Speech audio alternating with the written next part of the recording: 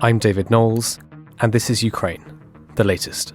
Today, we analyse Ukraine's drone attacks on Russia's Black Sea fleet anchored at Sevastopol.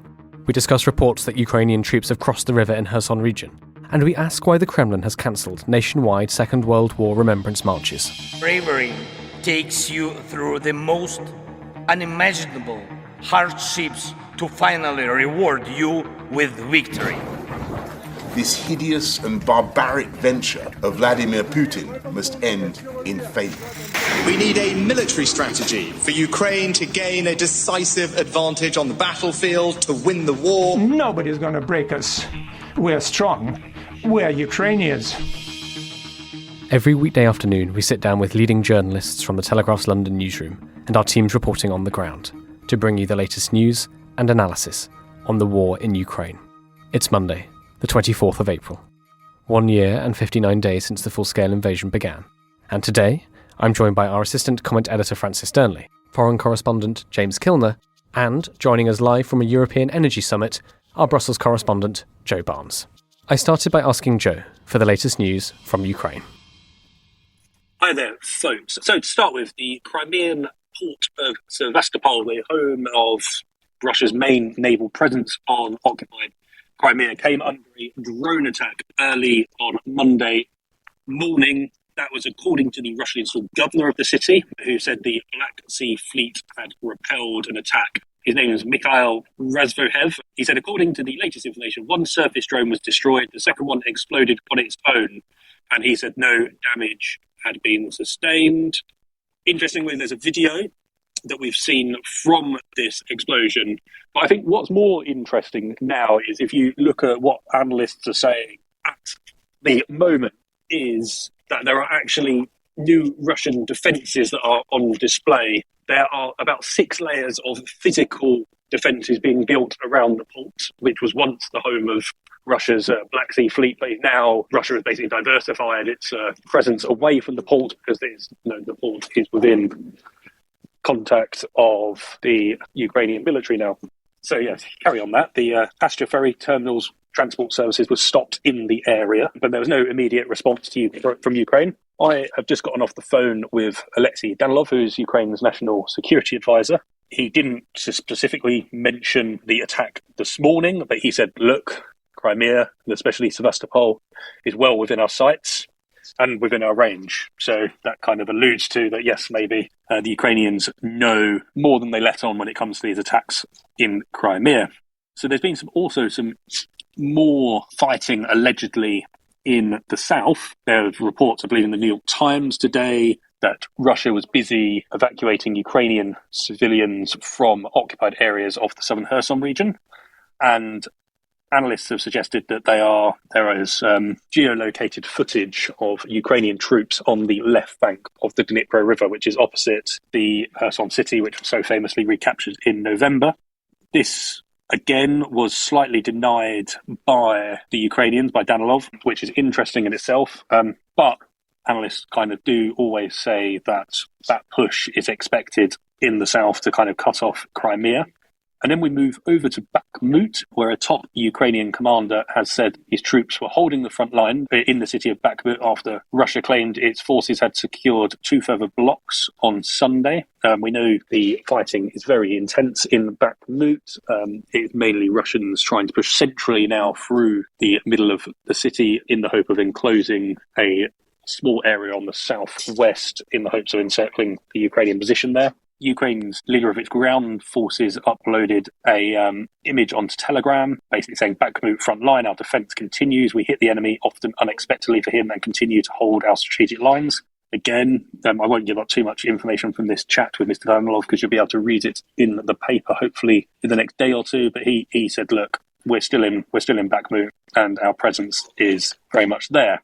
And then there's been some more updates on the Wagner group of mercenaries. They have been ordered to shoot dead any Ukrainian soldier captured on the battlefield and to cease taking prisoners. The order allegedly came from Yevgeny Prigozhin.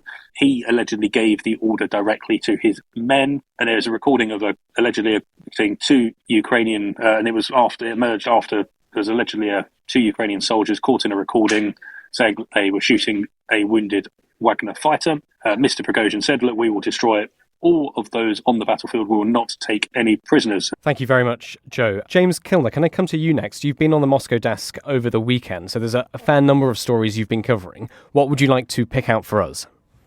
Hi, David. Yeah, another busy weekend on the Moscow desk, as we come to expect.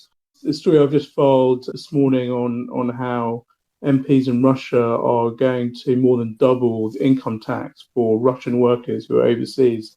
This is all part of their plan to make ahead of a potential second massive mobilization of men in Russia. If we remember back in September and October, when Russia was mobilizing for the first time since World War II, something like 1 million young men or young people fled overseas, mainly into Georgia, Armenia, and Kazakhstan. And many of these people were remote or worked in Russia's rather highly thought of IT sector.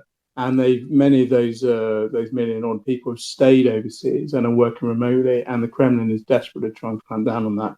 They previously said that they're going to punish people who think they can just skip out of Russia and dodge what they see as their duty to defend it against NATO.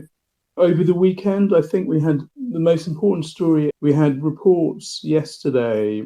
These were geotagged reports from Russian military bloggers who they're fairly linked in with the security services. These guys, they're heavily subscribed to and followed, and their intelligence and the way they look at the picture can generally be considered quite interesting, quite good. So they were saying that they geotagged Ukrainian special forces or Ukrainian advanced vanguard forces, say crossing the Dnipro River, which is a huge river which marks the current front line between Ukrainian and Russian forces. They had geotagged these advanced forces cross the Dnipro River in dinghies and setting up positions on what had previously been considered impregnable Russian territory or Russian-occupied territory. When Russia withdrew from Kherson in November, and I think Joe was there or shortly afterwards, they withdrew across the Dnipro River, and they rather gleefully said, now we can build much improved defenses, which are going to include this huge river as part of our defense line. And we know that since then they have spent a lot of time and energy and money building a huge network of trenches which crisscross the Kherson region, which is really the main or the last frontier to Crimea, which the Kremlin annexed in 2014. So we have this incredibly important military movement ahead of what we know is going to be a large Ukrainian offensive in the next month or so, probably around Kherson and aimed towards Crimea. And now we have Ukrainian special forces crossing the river, Dnipro River, apparently for the first time, setting up positions. Vladimir Saldo, the Russian-installed governor of occupied Kherson, has come out and said this is absolute nonsense. If anything, the closest that Ukrainian forces can get to being on the river is grabbing a quick selfie before they get destroyed by Russian artillery. They have not been able to establish any so-called footholds, etc. But there is so much buzz around this now, and it's also coming from this military blogger community, which, like I said, are they are pro-Russian. They're very grumpy with the way that the Ministry of Defense has prosecuted their war in Ukraine, but nonetheless, they're still Russian cheerleaders. Potentially very, very important moment, I think, David. Thank you very much for that, James. James, can you talk to us a little bit about the story you wrote up over the weekend on the Kremlin cancelling the nationwide Second World War remembrance marches over fears they would have turned into protests over Ukraine war casualties? It seems like a big moment, that. How much should we read into it? I think definitely a big moment, David. I think really important this actually happened on Tuesday. The organisation linked to the Kremlin that runs these so-called marches of the Immortal Regiment cancelled these marches all of a sudden on Tuesday. It said there are safety fears over some of the marches taking place in places like Crimea and the North Caucasus, etc. And if one of these marches is not safe to go ahead, then we're going to cancel all of these marches because it's all for one, etc. That sort of thing. We're all in it together. So if one can't go ahead, none of us are going to go ahead. And so they basically said, we're going to do an online thing. People are going to post pictures of relatives who are in World War, etc., instead of having physical marches. Now, the Immortal Regiment is a really important part of, has become a really important part of the May 9th Victory Day parade by the Kremlin. It was conceived by a Siberian TV station in about 2011, 2012 as a way for ordinary Russians to celebrate their forefathers, their grandfathers, their great uncles, whatever, who fought in World War II, as Russians call it, the Great Patriotic War, for the Red Army against Nazi Germany. And the idea was that they'd march down the street carrying photos or pictures of these dead heroes and wear their medals and generally celebrate them. Now, the Kremlin, after a couple of years of this going on at a very local level, the Kremlin realized this is a great propaganda opportunity. And it grabbed this whole concept and did what the Kremlin does to things like this. It just goes full steam ahead and just smashes it with its own propaganda, boosts it, forced it down everyone's throat, that sort of thing. Tagged it the marches of the Immortal Regiment, very emotive, etc., etc. This all builds into the Kremlin's key propaganda message of Russia being the victor of World War II. And now in 2022 and 2023, it's again got to fight Nazis coming from Europe, etc. And so the idea with these May 9th is really split up into two different types of parades. You've got the military parades, the biggest ones in Red Square, but other big cities have these parades as well. And then you've got the marches of the Immortal Regiment, which is sort of an ordinary affair. Ordinary people in pretty much every town and city across Russia will be holding one of these. Last year, I remember reporting on how the Kremlin insisted that Mariupol, which had just been bombed into the ground, was giving a quick paint job and some of the windows patched up, etc., so they could put an Immortal Regiment down the high street there and make it look okay. And I also remember reporting how the Kremlin had been paying people to go to these Immortal Regiment marches. So they are really seen as a cornerstone part to make people feel involved in the living part of Russian history. So for them to cancel them is absolutely enormous. It is taking away perhaps the highlight of the Kremlin's propaganda year. I can't put it in any more serious way. You get the drudgery of the TV propaganda all the time. There's loads of data now to suggest that's having an increasingly limited impact. And you got all the advertising, the other various forms of messaging, but the Immortal Regiment marches had been key to this. Now, what had been happening in the last few years of these Immortal Regiment marches, that people had not only been holding pictures of their Red Army heroes who have died, they've also been holding pictures of family members who died in the Afghan War in the 1980s or the Chechen Wars of the 1990s, etc. So it had become more of a sort of celebration of all and show of support for all Russia's wars. Now, the feeling is that the Kremlin was incredibly worried, and probably rightly so, that with this current war, their current war in Ukraine being so costly, and we're talking about counting numbers of about 200,000 dead or injured, absolutely dwarfing the numbers in Afghanistan, which went on for 10 years, and wars in Chechnya, which went on and off for several years as well.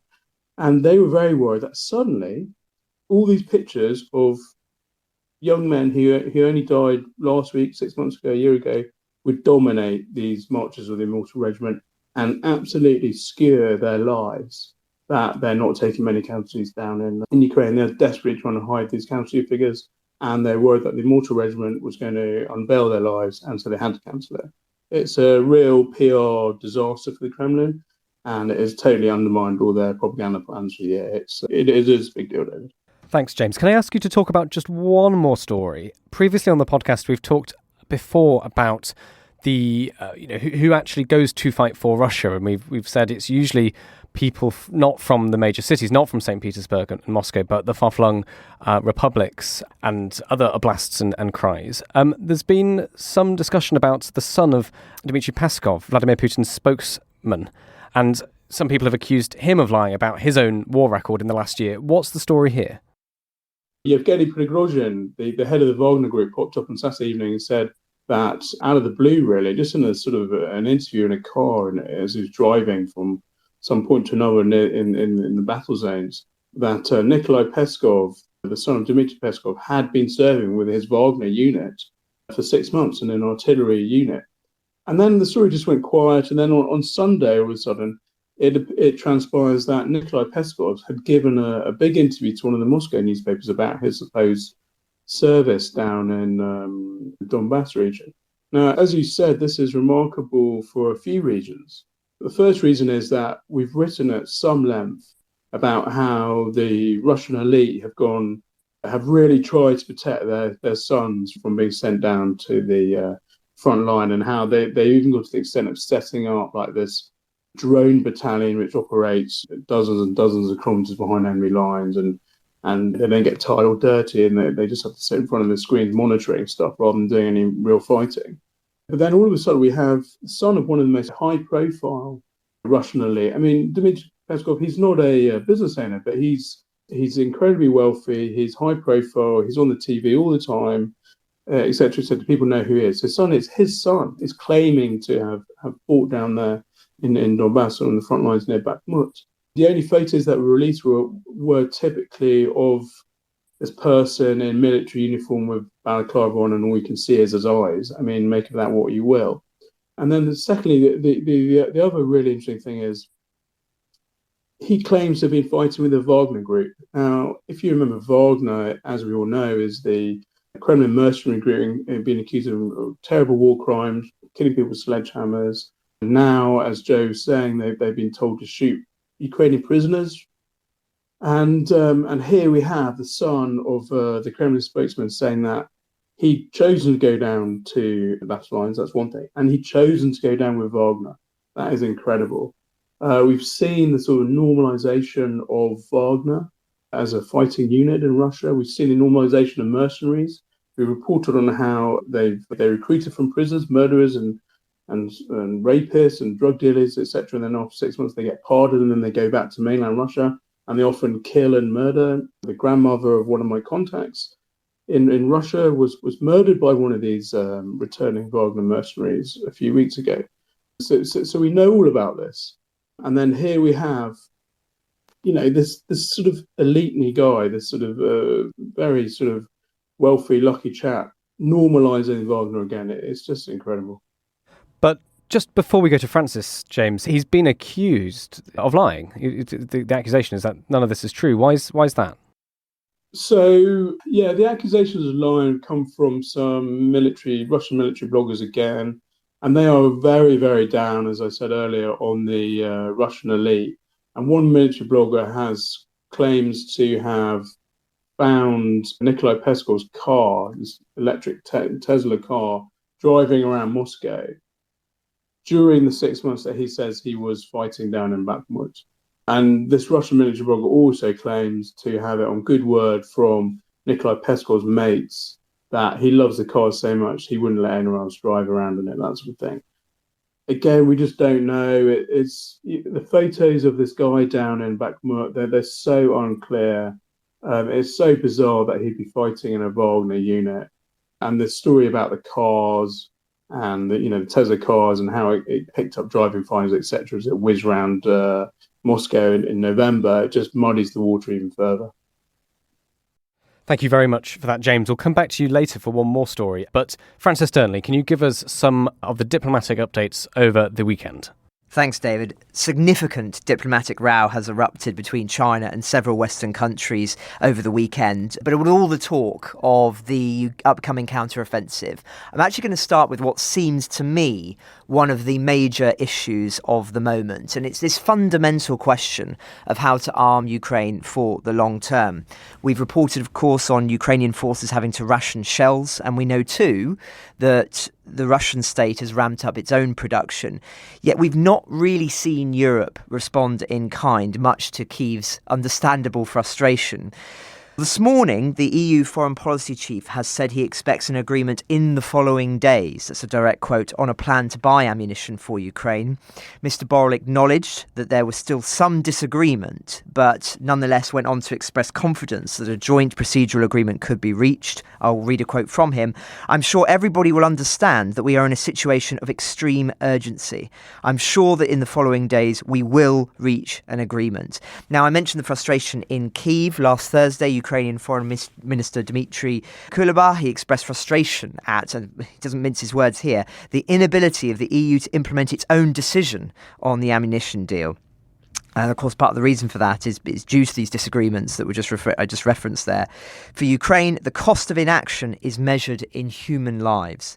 Now, there'll be more on this story as we have it, but as I say, this seems to me an essential question. If the West isn't willing to arm Ukraine in the way that it promised, and as the country clearly needs, then one has to ask why and measure the consequences of that. And that's a subject I'll return to later in the final thought, when I'll try and talk a little bit about the counteroffensive and its geopolitical significance. But first, let's look at this diplomatic row that I alluded to earlier. In brief, China's ambassador in Paris seemed to question, extraordinary, the sovereignty not only of Ukraine, but of all the former Soviet republics, including the Baltic states.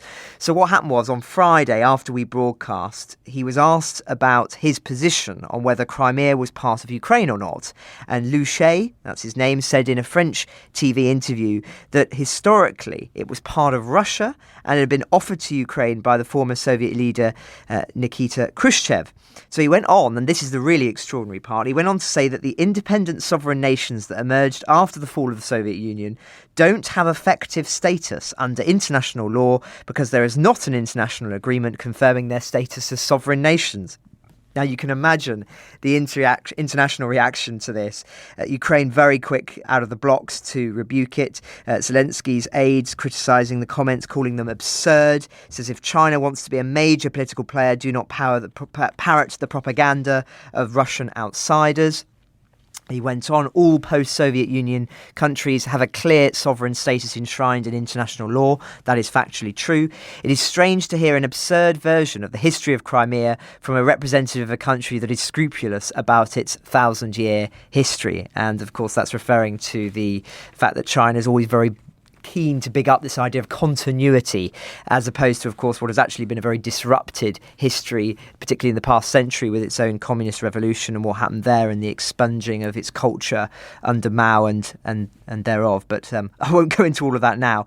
France also very quick to criticise these remarks. Understandably, it's very, I'd go as far as to say, embarrassing, perhaps even humiliating for them, raises fresh questions about the faith Macron has placed in China to act as a mediator between Russia and Ukraine. Other rebukes from the Czech Republic, from Italy, from Britain, all basically saying the same thing, that it's totally unacceptable. And such has been this wave of anger that China has sought to clarify their position this morning, effectively doing something they very rarely do, which is dismiss the remarks of one of their figures completely. So they have said now that they respect the sovereign state status of all former Soviet countries. Quote, China respects the status of the participating republics after the dissolution of the Soviet Union.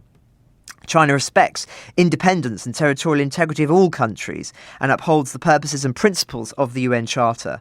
After the collapse of the Soviet Union, China was one of the first countries to establish diplomatic relations with relevant countries. Since the establishment of diplomatic ties, China has always adhered to the principle of mutual respect and equity to develop bilateral, friendly and cooperative relations. And then the spokesman went on saying some media misinterpret China's position on the Ukrainian issue and are sowing discord in relations between China and relevant countries.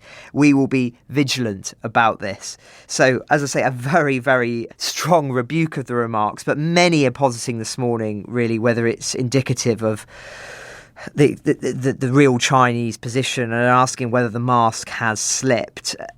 I think if it has, it does expose a fundamental fault line between how the West views national sovereignty compared to countries like Russia and China. For Russia, as has been evident by the full-scale invasion, the democratic will of a population in another country is secondary to the will of the more powerful country that's impacted, which they believed, of course, to be them in the context of Ukraine. So the fact that Ukraine sought closer Western ties, as was mandated by various democratic elections, that, in the views of Russia, gave it no special right to do what it wants domestically. So they believe that whether, for example, the question of whether Ukraine joins NATO, they believe that they have a right to be taken into account. And when it wasn't, it justified an invasion. And it does seem that China holds a similar view towards Taiwan, just as it does towards Tibet and Hong Kong. And I think one can summarise that view really as might is right. And this is no longer the view, of course, of many Western countries. That was the case for the majority of European and Western history, one could argue, including here in Britain. But there's been a huge shift.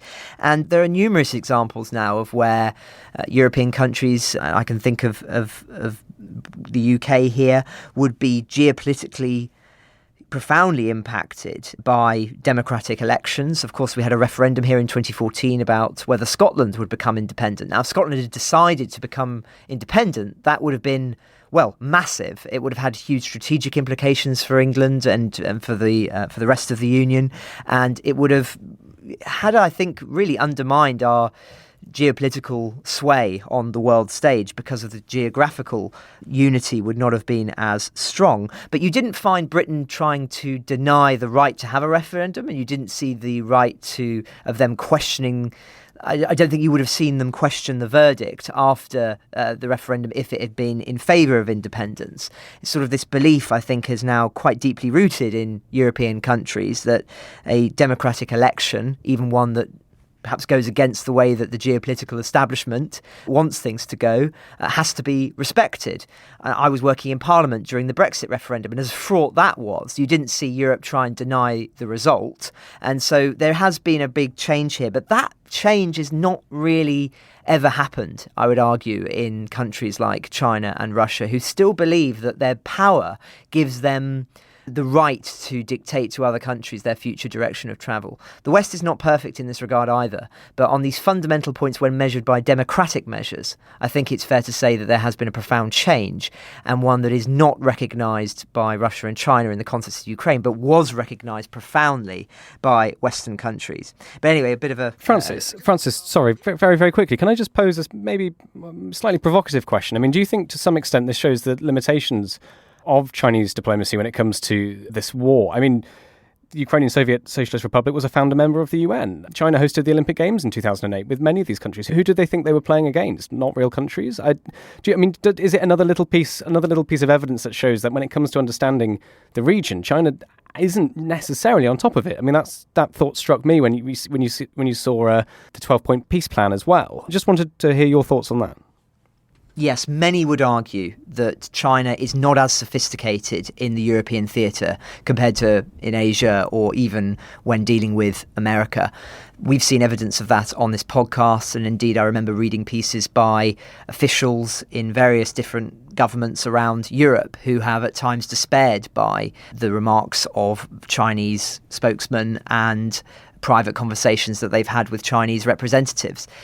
But I do think that actually to try and dismiss this as purely sort of a mistake of amateurishness is not it doesn't it underplays the importance of this. I think, as I was alluding to a moment ago, there's something more deeply philosophical at play here, which is that China has a different mentality on these questions than the West does. And however much they might be trying to dismiss these remarks for the world audience, as it were, for the international community, I think if you actually look at Chinese actions, they are so different that it is revealing of their true philosophy. As I say, if you look at Tibet, if you look at Hong Kong, if you look at the remarks about Taiwan and the sort of militarization of China as they seemingly prepare for some kind of diplomatic or military confrontation with relation to Taiwan, it seems indicative to me that whatever they're saying now, they are far more of the old-fashioned view of the sort of the 19th century than they are of the early 21st.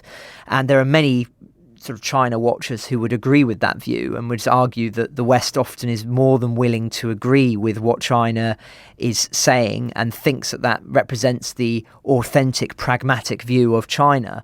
But more often than not, there are instances of where China doesn't do the pragmatic thing, that it does essentially what it wants and is willing to take risks, just as Russia was with relation to Ukraine, because it thinks that the Western response will actually not be that robust. That's the threat, of course, with relation to Taiwan. But if you look at what happened with Hong Kong, it acted in the way and behaved in the way it did in Hong Kong because it believed that there wouldn't be the profound ramifications that perhaps there should have been, whether that be relating to sanctions or whatever. Again, the West made strong words, but now is, if you see with Macron, making all sorts of overtures to China.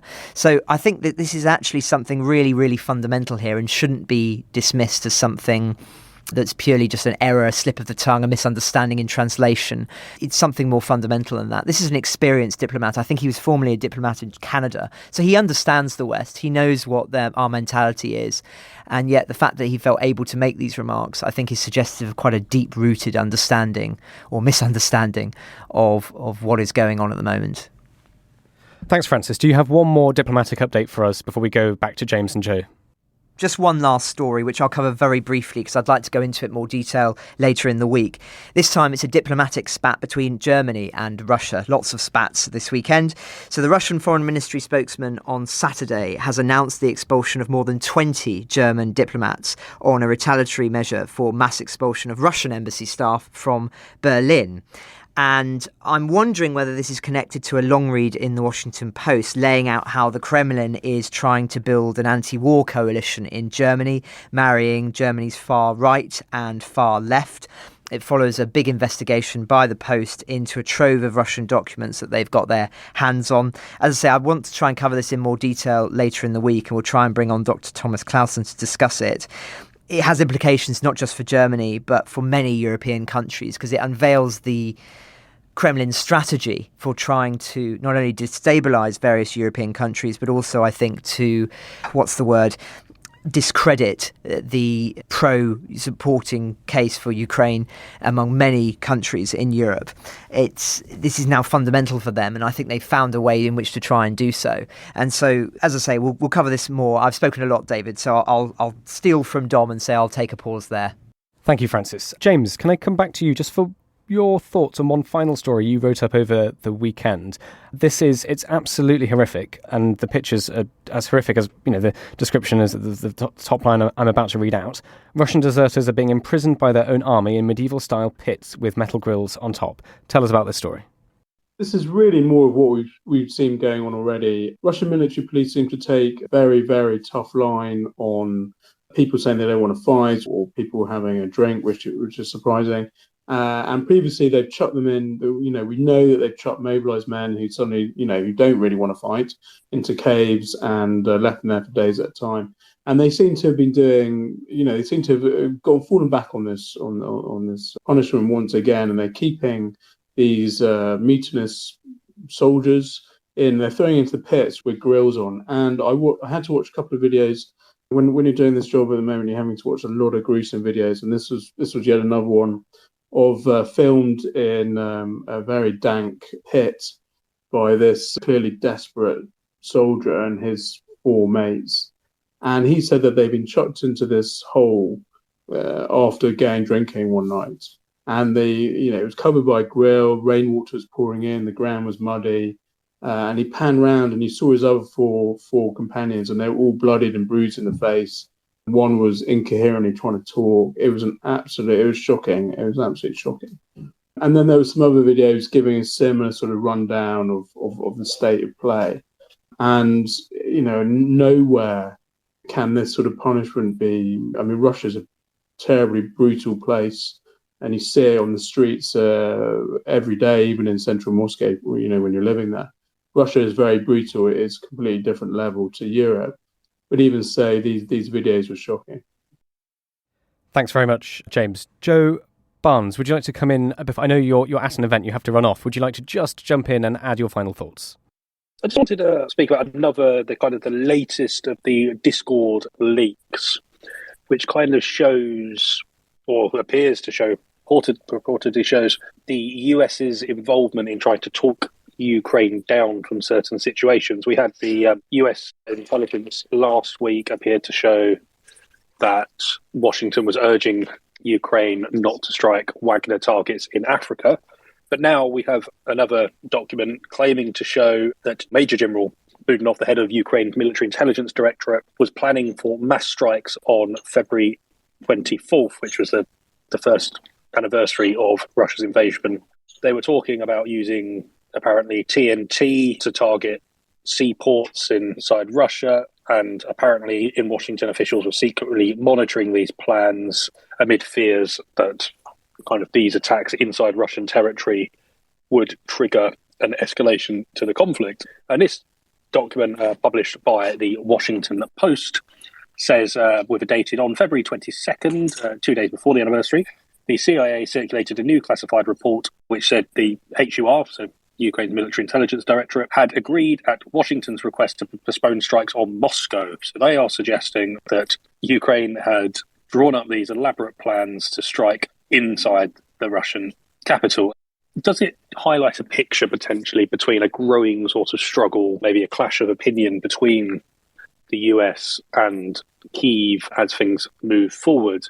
You'll be acutely aware that the Americans have a presidential election coming up next year, and the Republican field seems to be less favourable to Kyiv and supporting Kyiv militarily than the Democrats' side does. So potentially, is there an argument that Washington is trying to reach inside Ukraine and influence their decisions more and more and more with the amount of technology and military hardware going in to Ukraine from the American side? So we know that the Americans have always sort of expressed this fear that escalation could be prompted by Ukrainian strikes inside Russian territory using Western technology. So this is potentially just another attempt to stop Ukraine from striking inside Russia itself. And just another example, and I think it's one of the more interesting of the Discord leaks. Thank you, Joe. What summit are you at the moment, and will you be able to report back to us on it? So yes, I'm at the North Sea Energy Cooperation Summit in Ostend, a Belgian port, which kind of borders Kent, the Kentish coast. And it is a group of 9 European leaders, including the UK these days. And they're here to discuss kind of the creation of wind farms and energy platforms in the North Sea. But as we know, what's quite interesting is from last week, we were talking about these Russian ghost ships, these spy ships in the North Sea, spying on Western critical infrastructure in the possibility of one day having to strike it as part of a kind of larger NATO versus Russia war. So while I'm sure the UK and others will be really kind of wanting to build new wind farms, new energy cooperation, actually security is going to be a major topic today. So hopefully I'm just going to wander down to see the leaders arrive, and hopefully we can have a few quotes which I can relay tomorrow or another day about what they're doing to make sure that Russia or other bad actors are looking to damage Europe's critical infrastructure and basically take vast amounts of power networks off grid as we shift from sort of fossil fuels to kind of these renewable energies in the future. Well, thank you very much, Joe. And yes, it'll be very good to hear from you again later this week on what you found at the summit there. Thank you very much, Joe Barnes. Let's go to our final thoughts then with James and Francis. Who would like to go first? Thanks, David. I want to close with a piece by Simon Tisdall in The Guardian, headlined "Truce or Bloody Stalemate, It All Rides on Ukraine's Spring Offensive."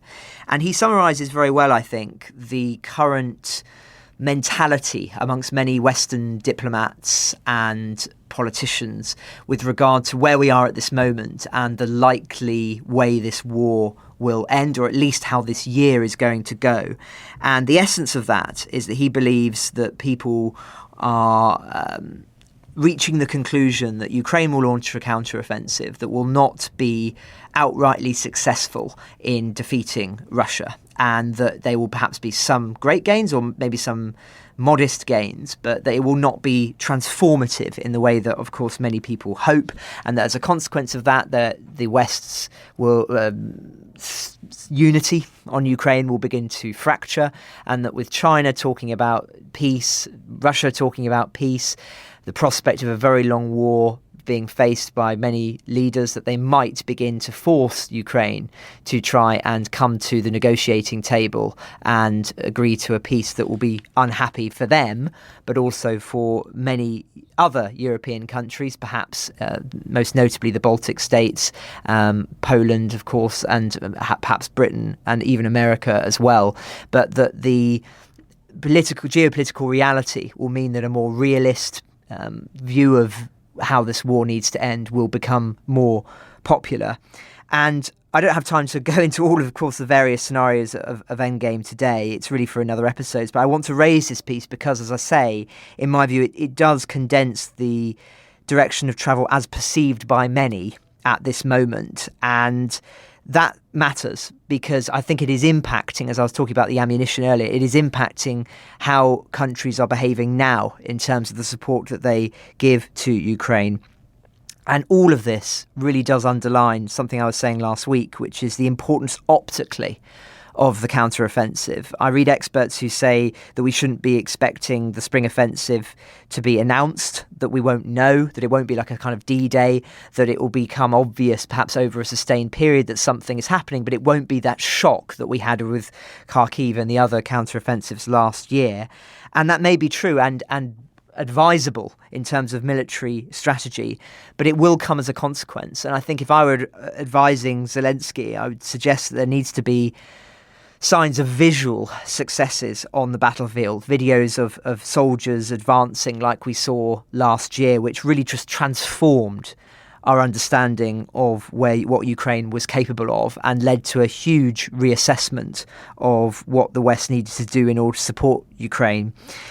I think if we don't see that, then this view that I've just articulated of this sort of skepticism, the kind of war fatigue and everything else will perhaps become more likely to proliferate. But the plus side is that if we do see more of the counter-offensive success that we all, of course, hope for, then things will shift again in a profoundly positive manner and in a way that could lead to, a huge renaissance in those who believe that Ukraine can win this war outright. But at the moment, I think there is an air of pessimism because of the seeming stalemate in Bakhmut and elsewhere.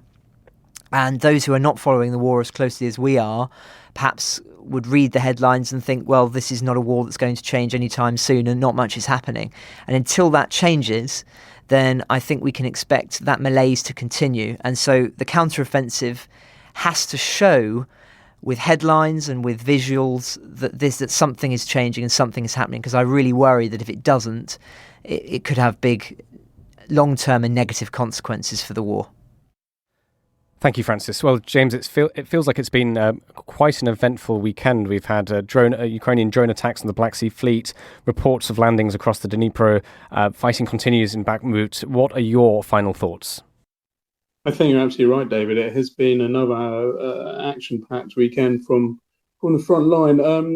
If I may, very quickly, I just want to pan back a bit to give Telegraph listeners and readers who are interested in the wider picture another quick insight from Central Asia and the South Caucasus, where yet again we have an example of Russia lashing out like the big bully that it is, really lashing out in frustration. This time at little Kyrgyzstan, a small nation in Central Asia, a smaller mountainous nation in Central Asia, who decided last week that they wanted to ditch the Cyrillic alphabet that was imposed on them by the Soviets in the 1920s and 1930s when they came and recaptured Central Asia from Imperial Russia, and they wanted to do something different. Lo and behold, the Kremlin didn't like this. The Kremlin is very, very touchy around Russian language and any sense that Russian cultural language is going to be downgraded, etc. It does not like it at all, and it lashed out at Kyrgyzstan and has banned dairy products on Friday. Now, as all our listeners here know, Russia did exactly that to Armenia earlier this month.